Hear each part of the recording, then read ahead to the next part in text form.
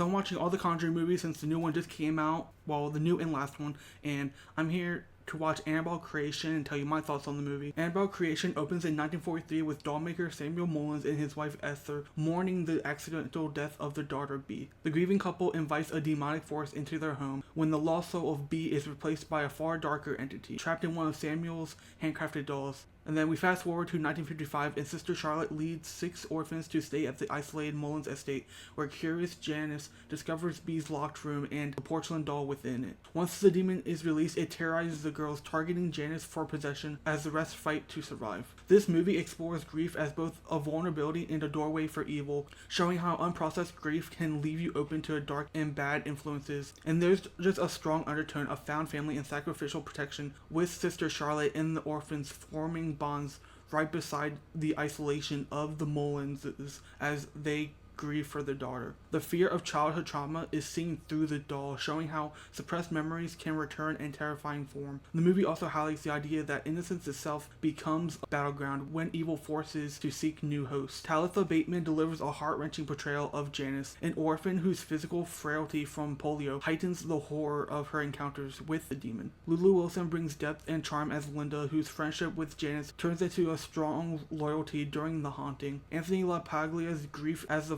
father who lost his daughter anchors the narrative, portraying Samuel Mullins as both a failed father and an oblivious host to monstrous evil. Miranda Otto adds complexity as Esther, switching between mourning mother and a careful woman who is scarred and haunted by the unseen horrors in her house. David F. Sandberg builds tension through thoughtful sound design and an artful play of light and shadow, delivering scares that rely on anticipation rather than just shock value alone. His restrained pacing allows suspense to simmer, finished by a sudden jolt that feels earned instead of just given offbeat. The wide claustrophobic corridors of the Mullins estate become characters in their own right, guiding your eyes toward hidden corners where terror could lurk. Sandberg's knowledge and skill in horror helps him maintain efficient storytelling, ensuring every scene propels both plot and atmosphere forward. And I give Annabelle Creation an A+.